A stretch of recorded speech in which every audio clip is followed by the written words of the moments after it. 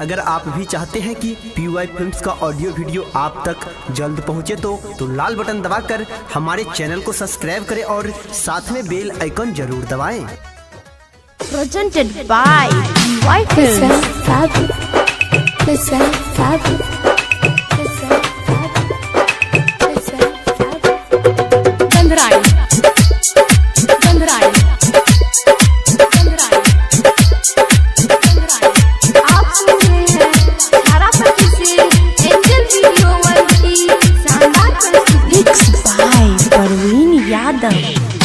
चल सब यहाँ मरवा में रोबे छै रानी हमर घरवा में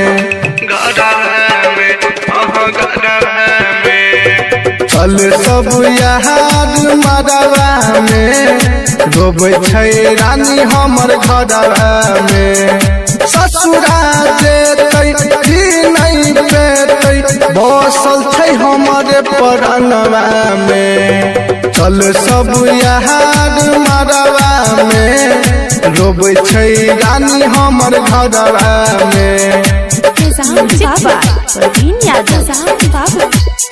अभी आप सुन रहे हैं अरियोत बाजार से PY फिल्म्स की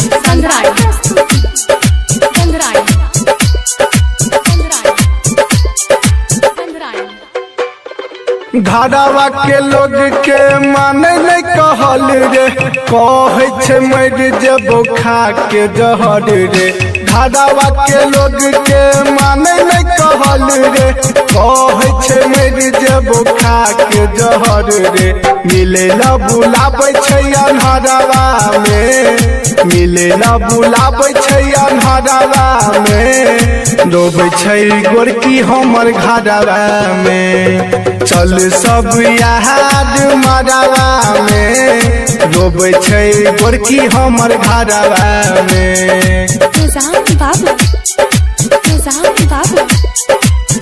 म्यूजिक बाय परवीन यादव।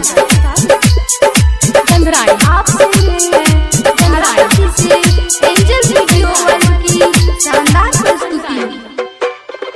रही तर न जाम बात कहे छो सही राहुल यादव संगे रे रही तर न जाम बात कहे छो सही JP यादव अब संगे रे रही बसल छै घायल के नजरवा में बसल छै जीतू के नजरवा में रोबे छै गोरकी हमर घरवा में चल सब यहाँ मरवा में रोबे छै गोरकी हमर घरवा में चल सब यहाँ मरवा में रोबे छै गोरकी हमर घरवा में।